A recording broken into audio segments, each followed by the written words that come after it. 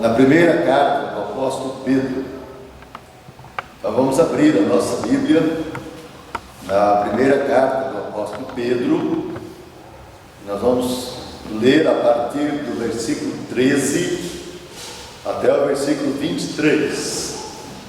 Primeira carta de Pedro, versículo 13 até o versículo 23.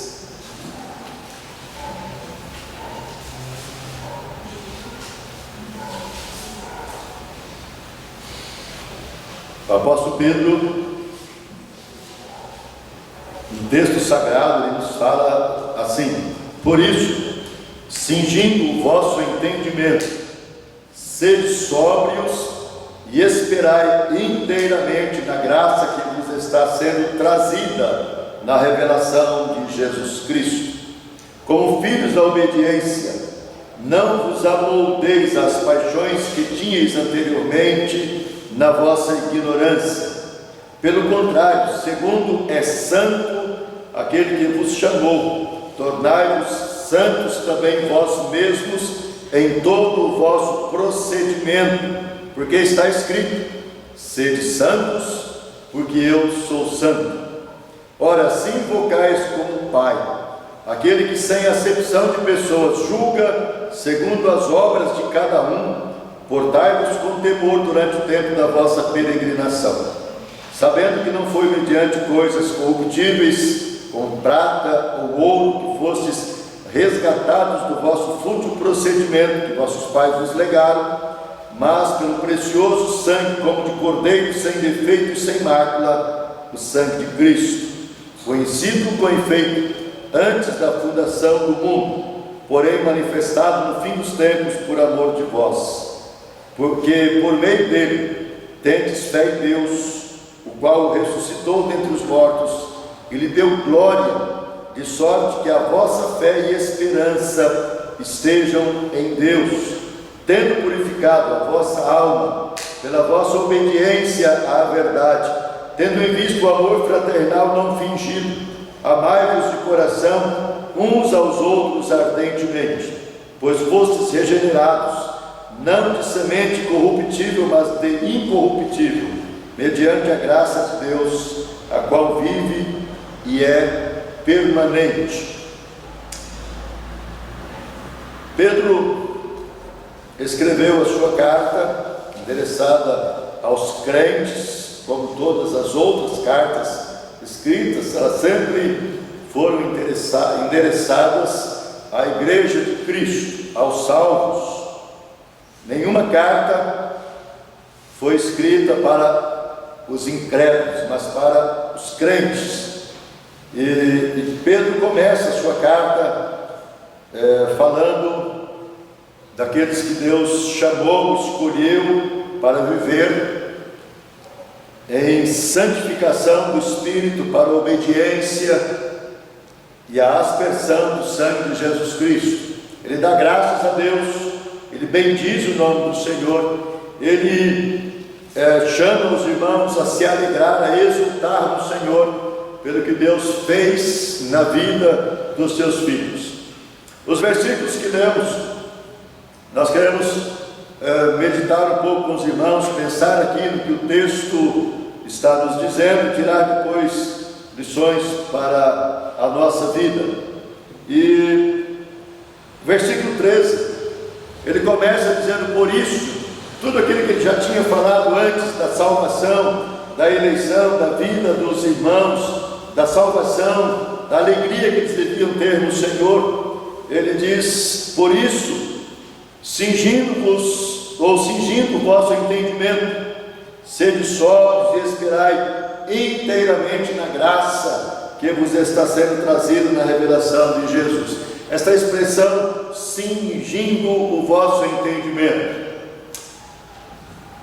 Naquele tempo, os homens principalmente, eles também usavam aquelas roupas longas, e num momento de necessidade, de se apressarem, de andar apressadamente, ou até de correr, eles tinham que pegar a barra daquele vestido e prender no cinto que ele andava, que ele usava, para que ele tivesse liberdade para andar rapidamente ou para correr, né? As nossas irmãs aí que usam vestidos longos sabem disso, que com o vestido longo não dá para se apressar, tem que andar com calma, né? Para não cair, para não ter algum problema. Então era isso que acontecia, e essa expressão do apóstolo aqui, né? Cingindo o vosso entendimento. Então Pedro está dizendo que era necessário cingir a vossa mente, o vosso coração, o vosso entendimento das coisas de Deus, com toda a sabedoria, com toda a sobriedade, esperando na revelação de Jesus, aquilo que será trazido, a glória e a manifestação de Deus trazida na revelação. O que o Pedro quer dizer com isso aqui? Que na manifestação de Jesus, na sua segunda vinda, quando ele vier, né, para manifestar o complemento, a salvação completa das nossas vidas, trazendo consigo a ressurreição dentre os mortos e completar a sua obra definitivamente da salvação daqueles que Deus escolheu para serem salvos. E ele continua dizendo: como filhos da obediência, não vos amoldeis às paixões que tinhas anteriormente na vossa ignorância. Então ele está nos chamando a atenção aqui, que agora salvos, nós somos os filhos da obediência, temos que obedecer aquilo que Deus requer de nós, como salvos, e nós vamos ver um pouquinho mais à frente o que ele vai falar acerca disso. Mas obediência aos ensinamentos, aos mandamentos, estatutos de Deus contidos na sua palavra. É claro que Pedro não está falando aqui simplesmente dos 10 mandamentos, mas de todo o escrito sagrado que nós temos nas mãos, de Gênesis até Apocalipse. Existem mandamentos e estatutos de Deus que nós precisamos obedecer e cumprir aquilo que Deus tem para as nossas vidas. E ele vai dizer para nós o que é isto, versículo 15 e 16: pelo contrário, segundo é santo aquele que vos chamou, tornai-vos santos também vós mesmos em todo o vosso procedimento, porque está escrito: sede santos, porque eu sou santo. Esse é o mandamento de Deus para as nossas vidas, buscar a santidade, nos tornar santos, como é santo aquele que nos chamou. Então Deus nos chamou com santa vocação para pertencer, para fazer parte do seu povo, para viver para Ele, para andar nos seus caminhos, para fazer a sua vontade. E nós precisamos de santidade na nossa vida para podermos viver e agradar o nosso Deus. E então ele está dizendo para nós: sede santos, porque eu sou santo. Eu, o vosso Deus, sou santo, e eu quero filhos e filhas que sejam santos para o meu serviço, para a minha obra. E ele vai mais além, ele continua aqui dizendo: ora se invocais como Pai aquele que sem acepção de pessoas julga segundo as obras de cada um, portai-vos com temor durante o tempo da vossa peregrinação. Então veja essa expressão do final, né? Ele está dizendo de invocar o Pai, mas ele está dizendo que nós precisamos ter temor a Deus, né? Temor àquele que nos chamou, aquele que nos salvou. Nós não podemos nos apresentar diante de Deus sem termos reverência e humildade. É isso que o texto quer nos ensinar, o versículo quer nos ensinar, que como filhos de Deus, salvos em Jesus Cristo, nós precisamos nos apresentar diante de Deus para invocar o nome do Senhor com humildade e com toda a reverência que nós devemos prestar ao nosso Deus. Às vezes nós olhamos para essa expressão temor e entendemos que nós precisamos nos colocar diante de Deus com medo. Não, nós não temos que ter medo de Deus, nós temos que temer ao Senhor, ter humildade ao nos apresentarmos diante dele e termos reverência diante do Senhor, temos que estar diante do nosso Deus, né? E nós temos que saber que isto nós temos que fazer durante o tempo da nossa peregrinação. Que tempo é esse, né? O que é um tempo de peregrinação? Isso significa que nós estamos aqui de passagem. O apóstolo já usou aqui no começo uma outra expressão. Ele diz que nós somos forasteiros, né? Mas essa expressão que vem agora aqui no versículo 17, ela é diferente de ser forasteiro, mas ser peregrino, é estarmos vivendo aonde não é a nossa pátria. E de fato nós estamos vivendo aqui neste lugar onde não é de fato a nossa pátria, porque a nossa pátria está com Deus na glória. Então nós precisamos ter em mente que nós vivemos a nossa vida como peregrinos, como alguém que não pertence a este lugar, e vivemos para Deus, aguardando o resgate final das nossas vidas, a revelação de Jesus Cristo, como está lá no versículo 13. E agora ele vai dizer a razão de tudo isso. Sabendo que não foi mediante coisas corruptíveis, como prata ou ouro, que fostes resgatados do vosso fútil procedimento que vossos pais vos legaram, mas pelo precioso sangue como de cordeiro sem defeito e sem mácula, o sangue de Cristo. Ele está dizendo: olha, vocês precisam viver desta forma, porque vocês não foram comprados por dinheiro, por coisas passageiras, mediante aqui as coisas que são corruptíveis, que se desfazem, né? Vocês não foram comprados nem mesmo por prata, por ouro, que são coisas preciosas, ou outras coisas que você pode pensar aí em preciosidade. Nada disto é suficiente para que vocês pudessem ter salvação, mas vocês foram alcançados e transformados, lavados pelo sangue de Jesus, como o sangue de um cordeiro sem defeito e sem mácula, oferecido lá na cruz. Nós sabemos, lá no Velho Testamento, os animais que eram oferecidos não podiam ter defeito e nem serem manchados, tinham que ser de uma cor só, limpos, né? Porque eles estavam ali tipificando, lembrando o sacrifício de Jesus que viria mais tarde. E agora Pedro está dizendo para nós que nós somos resgatados, comprados pelo precioso sangue de Jesus, o sangue como de um cordeiro sem defeito e sem mácula, o sangue de Cristo, que foi derramado por nós lá na cruz. E esse sangue, diz o apóstolo, ele foi conhecido com efeito antes da fundação do mundo. Lá no começo, quando Deus fez um pacto de salvação com Jesus, de que ele salvaria o seu povo, de que ele daria a sua vida em resgate do seu povo. Esse sangue já tinha sido conhecido lá, mas ele foi manifestado agora para cumprir a promessa de Deus, aquilo que Deus havia feito, havia prometido ao seu povo, e ele será manifestado, e esta obra será completada no final dos tempos, na parousia, quando Jesus voltar. E Deus está fazendo isso porque ele nos amou. Versículo 20, ele termina com essa expressão: por amor de vós. Tudo isso foi feito porque Deus nos amou. Nós que não merecíamos nada, o nosso merecimento seria a separação completa de Deus por causa do nosso pecado.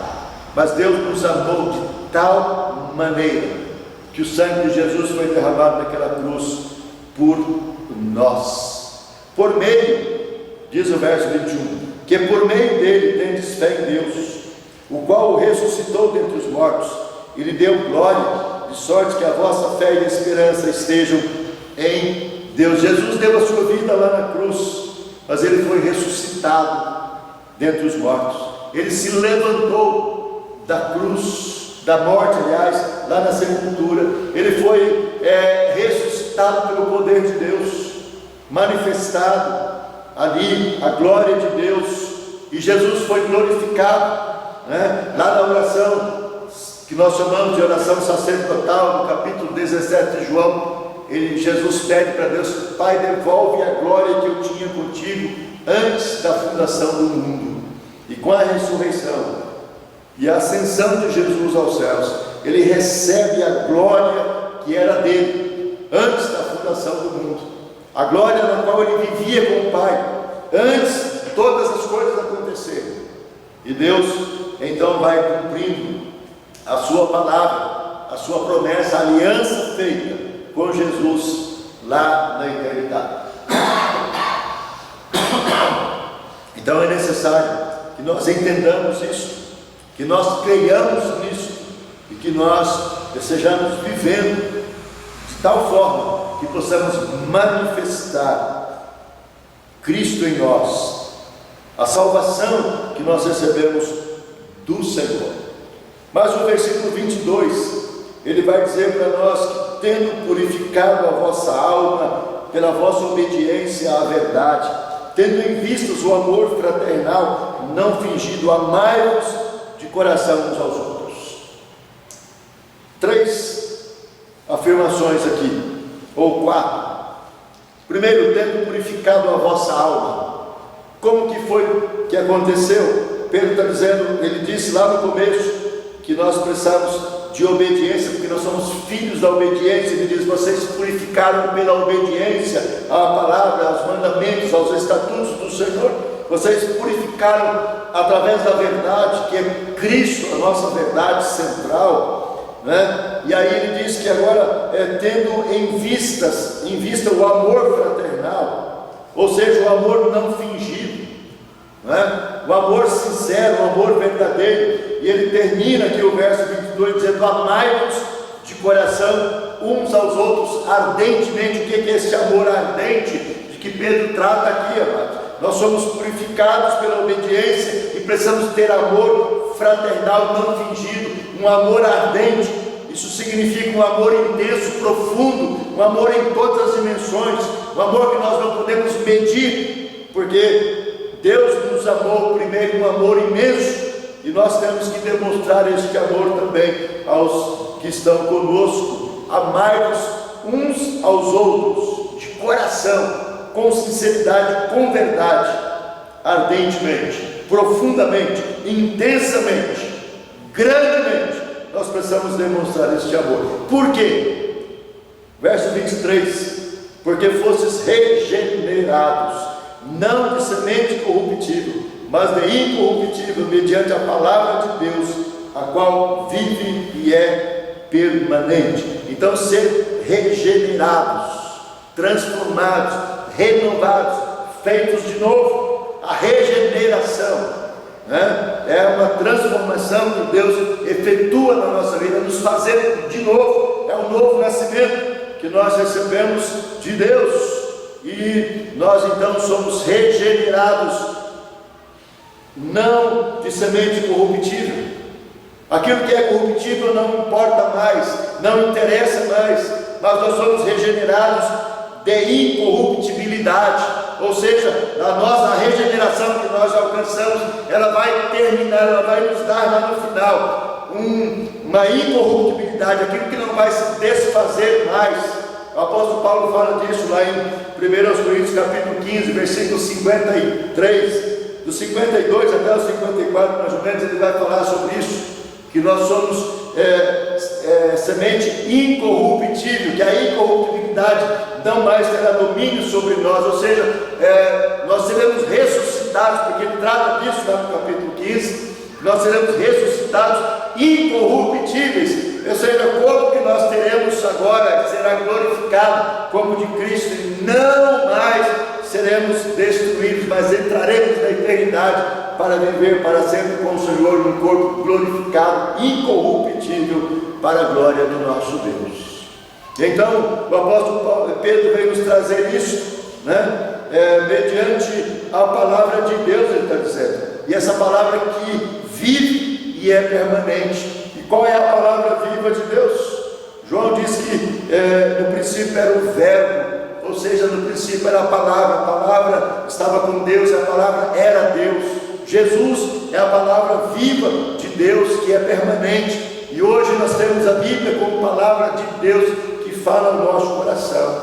Hebreus capítulo 4, versículo 12, o escritor de Hebreus fala que a palavra de Deus é viva e eficaz, e é mais cortante do que qualquer espada de 2 gumes, e penetra ao ponto de dividir alma e espírito, juntas e medulas, e apta para discernir os propósitos e pensamentos do nosso coração. Então a palavra viva de Deus realiza esta obra, e por isso nós precisamos dela constantemente, diariamente na nossa vida, para alcançarmos a purificação, a santificação. Conseguimos ter obediência para prestar ao nosso Deus, para nos apresentarmos diante dele, invocando este Deus que é santo, com toda a humildade e reverência, para que possamos prestar a ele um culto que de fato seja agradável. E então nós vimos aqui nesses versículos acerca da nossa vida, e que eu chamei isso aqui de procedimento característico do cristão. Então, como eu devo me proceder diante do Senhor, ou diante do mundo no qual eu vivo? Em primeiro lugar, a primeira lição aí é que nós precisamos de obediência a Deus em lugar da antiga vida de rebelião. Nós vivíamos antes rebelados contra Deus, não queríamos saber de Deus, não queríamos saber de falar de Deus a nós, mas precisamos de nos voltarmos para o Senhor, e Ele requer de nós obediência, né? Sermos obedientes ao Senhor, ouvir a sua palavra, entender e aprender. Os versículos 14, ele fala: como filhos da obediência, não vos amoldeis às paixões que tinhas anteriormente. O versículo 22, ele fala: tendo purificado a vossa alma pela obediência, obediência à verdade, obediência à palavra de Deus, obediência ao Senhor. Então nós precisamos de viver, de demonstrar isso. Nós somos obedientes a Deus e fazemos aquilo que o agrada, vivemos a nossa vida para agradar a este Deus que é Senhor das nossas vidas. Aqui no versículo 2 do mesmo capítulo, ele diz para nós: eleitos segundo a presciência de Deus em santificação do Espírito para obediência e a aspersão do sangue de Jesus Cristo. Então nós somos chamados para vivermos em obediência a Deus, em servi-lo com integridade no nosso coração. Segundo lugar, ele fala de santidade, né?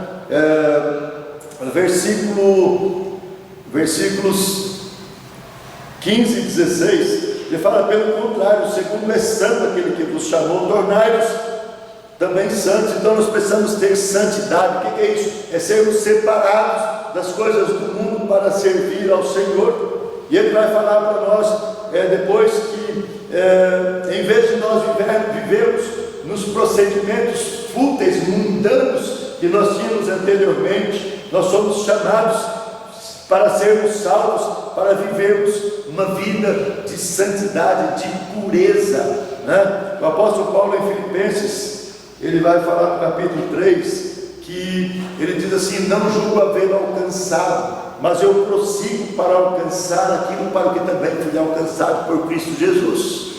Uma coisa eu faço, esquecendo das coisas que ficam para trás, eu prossigo para alcançar o alvo, aquilo para o que também eu fui alcançado por Cristo.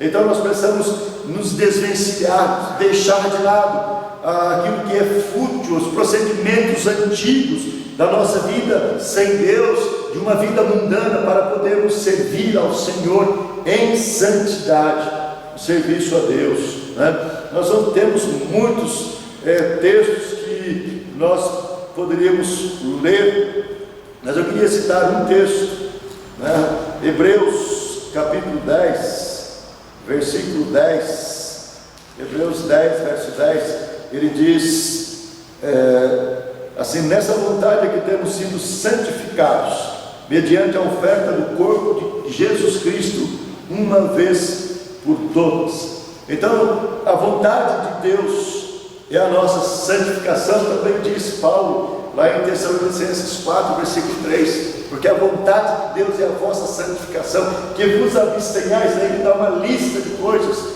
que são as futilidades do passado, da nossa vida anterior, e que nós devemos deixar para servir a Deus e agradar o nosso Deus.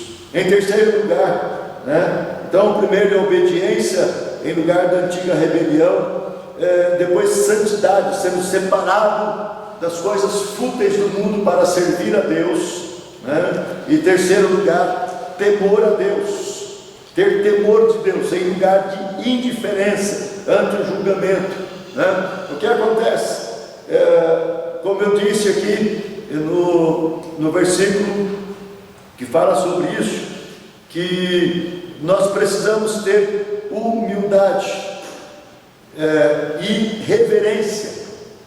Nós não podemos entrar na casa de Deus indiferentes ao que está acontecendo, indiferentes. Nós não podemos entrar no culto indiferentes à presença de Deus que está conosco. Nós cremos nisso, nós pregamos, nós ensinamos, a Bíblia nos ensina sobre isso, que Deus está presente. Nós cantamos muitas vezes: Deus está aqui, assim como o ar que eu respiro, Deus está presente neste lugar. Mas nós não podemos entrar na presença de Deus sem reverência, sem temor, portanto, mas temos que nos apresentar diante de Deus reverentes, humildes, sabendo que Deus está ali, que Deus é quem nos abençoa. Então nós temos que pensar nisso. Nós vamos ter vários textos aí, como Jó 28, Salmo 25, 14, Salmo 34, versículo 9, vários textos que vão nos mostrar essa necessidade que nós temos de estarmos diante do Senhor. E Jó, ele fala assim: e disse ao homem, eis que o temor do Senhor é sabedoria, e apartar-se do mal é o entendimento. Então nós precisamos ter isto, que temer a Deus, viver esta vida de humildade, de reverência, é ter sabedoria para nos colocarmos diante do Senhor e vivermos a nossa vida para engrandecer ao Senhor. O salmista também diz lá que o temor do Senhor é o princípio da sabedoria, capítulo 111, versículo 10, que o temor do Senhor é o princípio da sabedoria e revela a prudência àquele que pratica, aquele que vive desta forma. Então nós precisamos ser assim, para nos apresentarmos diante de Deus, para oferecer a Ele o culto que Ele é devido. Nós somos salvos para isso, para viver desta maneira. E em último lugar, o amor fraternal, o amor genuíno, em lugar de uma afeição hipócrita. Então amar de verdade, amar de coração, amar com sinceridade, amar profundamente, amar intensamente uns aos outros, um amor fraternal não fingido, mas um amor verdadeiro, um amor sincero, um amor que de fato demonstra que nós somos transformados pelo poder de Deus, que nós somos transformados e lavados no sangue de Jesus, para que nós possamos viver de tal maneira que estejamos glorificando, exaltando o nome do Senhor com a nossa vida. Os nossos relacionamentos devem ser baseados no amor fraternal, verdadeiro, um amor que não tem fingimento, um amor aonde eu demonstro o amor de Deus, que eu recebo. João, ele vai dizer: nós o amamos porque ele nos amou primeiro, e nós amamos o nosso próximo porque Deus nos amou e se deu por nós. Então nós precisamos demonstrar isto, viver isto, em qualquer lugar, aqui na igreja, na nossa casa, no nosso trabalho, em qualquer lugar onde estivermos, demonstrar este amor verdadeiro, e principalmente aqui no nosso meio, como servos de Deus, lá na nossa casa, com a nossa família, marido e mulher, pais e filhos, demonstrando o amor mais puro e verdadeiro que vem do Senhor para a nossa vida. Então são os procedimentos característicos, a maneira que nós devemos viver para agradar ao Senhor. Então, obediência, santidade, temor a Deus e amor fraternal não fingido. Que Deus nos abençoe e nos ajude para que nós possamos viver para a glória e o louvor do seu nome. Eu queria cantar ainda o hino 135.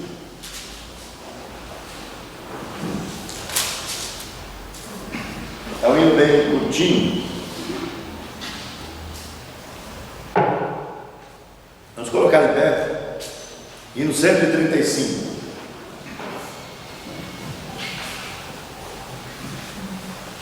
Mas de Cristo eu quero ter, seu ensino receber, ter da sua compaixão e da sua mansidão.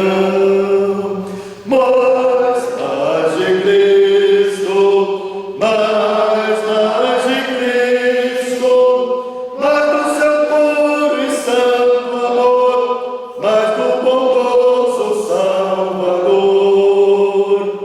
Mas de Cristo eu quero ver, nos seus passos prosseguir, sempre perto dele andar, seu amor manifestar. Mas de Cristo, mais de Cristo, mais do seu puro e santo amor, mais do bondoso Salvador. Oremos.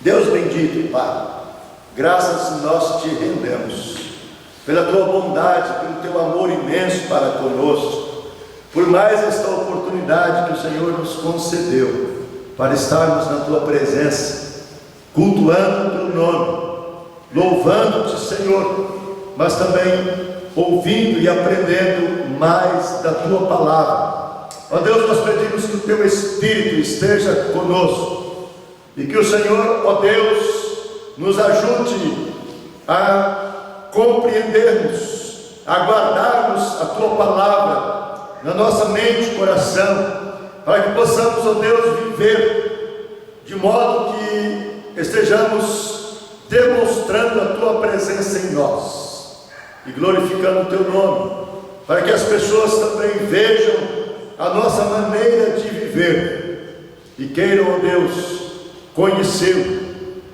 Ajuda-nos a testemunhar com palavras, com ações, o nosso procedimento, demonstrando, ó Deus, de fato a tua presença e a salvação que recebemos do Senhor.